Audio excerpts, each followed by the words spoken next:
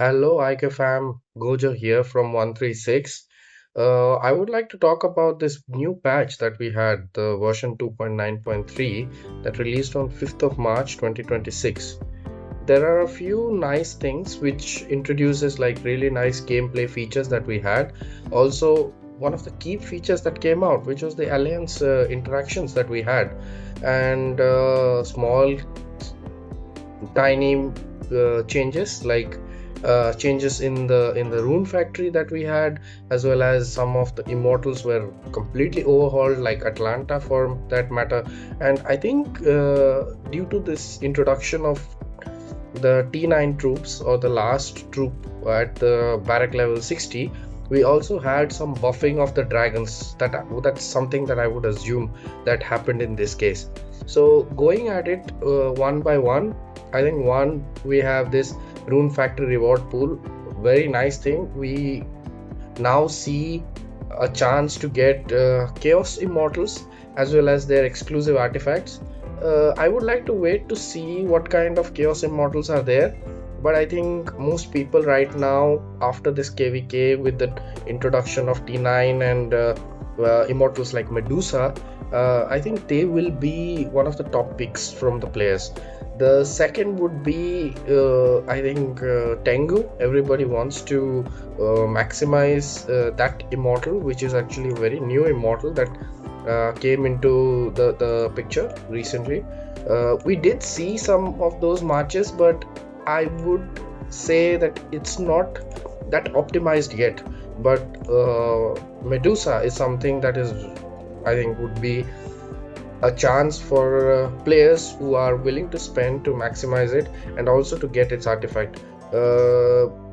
Time will tell how much can we take it, can we get from this one per event, or how many artifacts. For example, you could get only one artifact in case of like gold trade or rebel tracks in case of YSS, or in golden path for a really long time. Every month for one golden path you could get one YSS artifact. So if it's something like that, it will still take some time for people to maximize, but I think it's well in a good pathway. The second is, it's a bit unclear here. Immortal specialization unlock rules. So it's mentioned, when unlock conditions are not met, the corresponding specialization levels will not be displayed. They will be shown once the conditions are met. I would assume that we would see some kind of changes in this part. So what I would assume is that uh, we would see changes, such as now we have three specializations in this case, but I think it will change on immortal to immortal basis. So currently, where we have, like, for example, in case of Alexander, we have tough battle and breakout and final strike. I think they would change maybe, or for each immortal, maybe when you reach, like, let's say level 60 or level 50, or like for example artifact which unlocks at level 30, that you can apply and see how much stats has improved or something like that. So maybe the specializations players cannot immediately unlock. Like now, I think players can immediately unlock even after not changing the or not upgrading to 7 stars or something. They can still go for the specialization and maximize it, but they won't be able to do it after this update comes up. In the next point, which is returning player event rules, it's pretty self-explanatory. Previously, we used to have these old players that did stop playing to come back and join again. I think the rules changed that now each player can only return once. So yeah, it doesn't affect the gameplay as much. I think for really old servers like mine from 136 or 38, 56, or like servers which are currently in legendary and actively participating, returning players will have a very tough time. I think now, if I remember correctly, IK does provide them to jump to a newer server, which is far more like balanced in their powers in terms of that. But I would say it it doesn't hamper the gameplay as such. I think the big ones now, I would say, is the Legion of Frostborne map optimization. So addition of Federation markers on the map. Federation markers can now be managed by Alliance leaders and viewed only by members. This is a big one actually. So previously what used to happen is in Frostborne, now I think we are in the cooldown mode. So technically what would happen is let me so for example here that you can see, so I have a zone 2 map of our last kvk with me taken as a screenshot. So what I would like to say is that if we had to coordinate among the 4 servers that are there with us right now, so we would have to fix a time, mark it for city takeovers, which is usually there, share with the allies, make sure they come, everybody knows the map plan, and there might be some mix-ups here and there. But now with the introduction of federation markers, what I would say is it makes things much more clearer. I would hope that only the R6 in this have controls of alliance leaders, which should mean that only the R6 of the alliance will be there, and these are would have maybe a different chat group. And yeah, if you're changing R6 or you're changing federation, so there is some kick or there is leaving on their own accord, then they would automatically exit from the chat groups, which is actually nice. That there is no so there is, if there is a dissolution of the federation, the secrets are safe. Plus all alliance thermal towers on the map now display server identifiers. This is a very good thing. So you now we just see the alliance name and just the thermal tower, so we know which alliance to it belongs to. But sometimes it happens that we have allies in different factions. We can have allies in Hydro, we can have allies in Zephyr, we can have allies in Ember. So it helps when you have just the server name written. I think that's a big one. And this is a very nice optimization in my point of view, because it organizes the Legion of Frostborne a bit more now, in terms of, as this is now more of alliance versus alliance instead of server versus server. The next would be that chat channels now feature secondary tab classifications, player with appropriate permission. I think the permissions are changeable by the R6 of the alliance. So what I assume here is that now we could make only 10 groups in the game. So here if you see, I think just a sneak peek, I'm not going to show any further, but for now we have like 9 groups. So we have, oh sorry, 6 groups now. Create I think 1 2 3 4 5 6 7 groups. So 7 out of 10 is there. We can create 3 more groups right now. So the fact is very simple. Sometimes I forget counting. Fact is very simple, that after 10 groups are done, I think you are just done. You can't make any more groups. So now with like overlap, let's say here if I look at the calendar, you can see next week we have Alliance Supremacy, which needs a lot of group work and stuff like that. Running one, which would be Illusion Battlefield, that we have usually with us. And also during kvk we have a lot of groups for different strategies, different mindsets. So it actually helps in this regard, that we have different kinds of methodologies where we can have now different groups to have different functions. It's just an expansion of these 10 groups. I personally like it so much. We shall see how it is implemented, but for now it looks very much promising. The next one, city declaration of war, added a time limit for city declarations.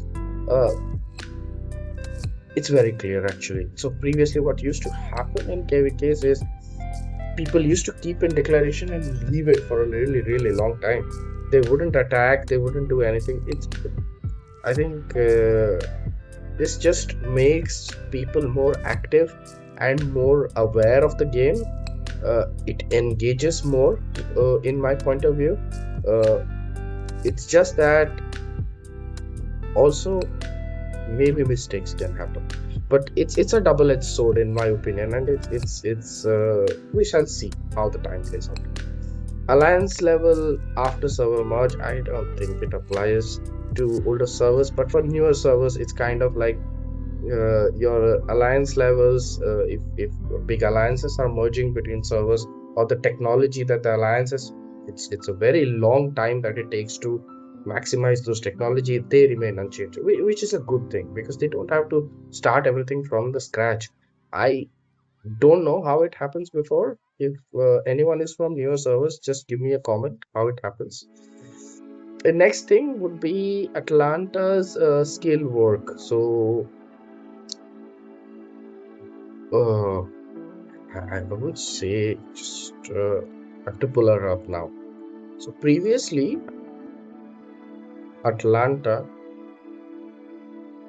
was here.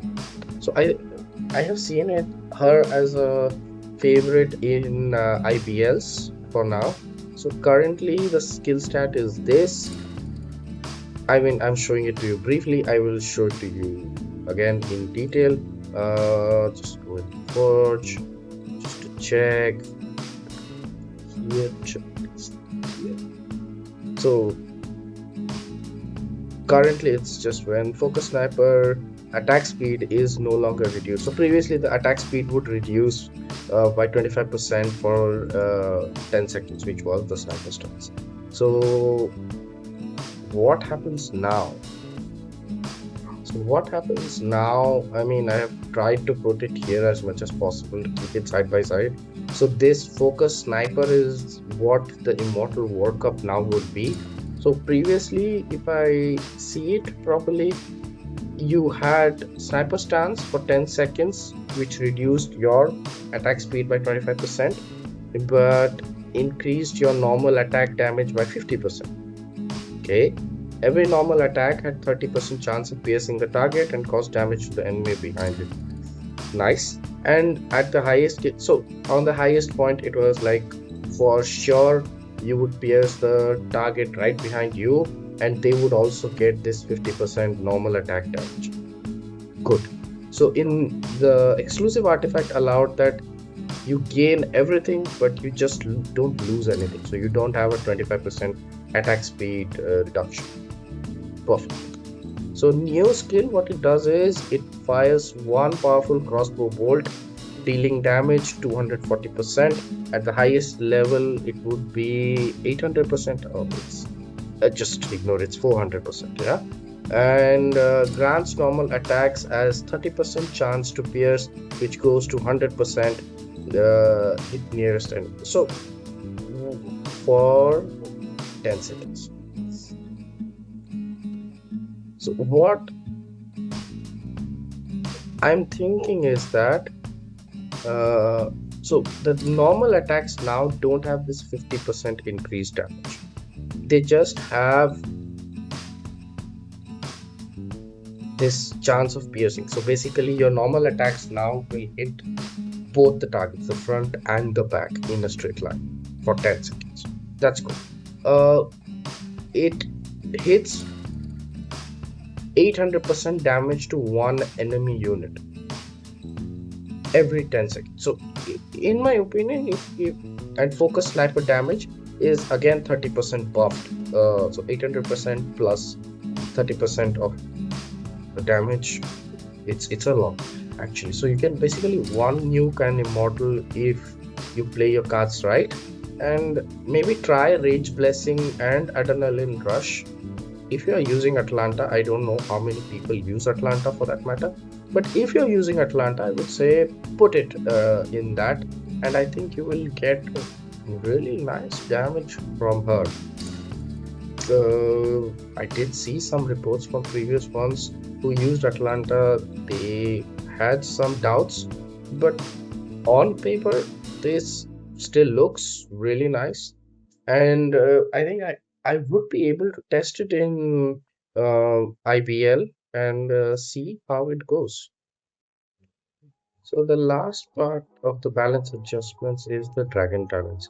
I think this one I would rather prefer to discuss when the patch is up, because I would be very much skeptic based on, as I would say, I am looking at it in terms of the introduction of Lena, as I said in the beginning. And if I share something with you guys, I would look at this. So the percentage of increase of stats from T8 to T. So health is going up by 10%, attack is going up by 15%, defense is going up by 15%. So we should, when it comes to certain immortals, I would say, uh, uh, certain dragons, sorry, I would say the damages are more or less offsetting or trying to offset this jump in immortal damage. So Earth, for example, Earth Dragon, which is used a lot, true damage is increasing from 30% to 50%, which is like a 10, 20% off or something. Here you can see it's kind of like this. Sorry, 40% off, something like that. So here you can see it's a similar kind of offset in my opinion. Same in this case, 60,000 to previously which was 36,000. So the buffs are basically in tandem to what we are seeing in terms of the T8 and T9 boost. But for now, it is all speculation for me. I have a maxed Earth Dragon and a maxed Fire Dragon. My lightning is more or less very good, so I would prefer to do a testing when I would say on my Earth Dragon. I'll change the spec because now I'm running attack speed and stun. So I would rather switch to Fisher again and try and see how it is. So yeah, until next time, we will see how the patch comes up. We shall see how also the new KVK goes with more or less everybody having T9, the new patch, and also some of the players moving into legendary season. Congratulations to them, and we shall see how it goes. Okay, bye.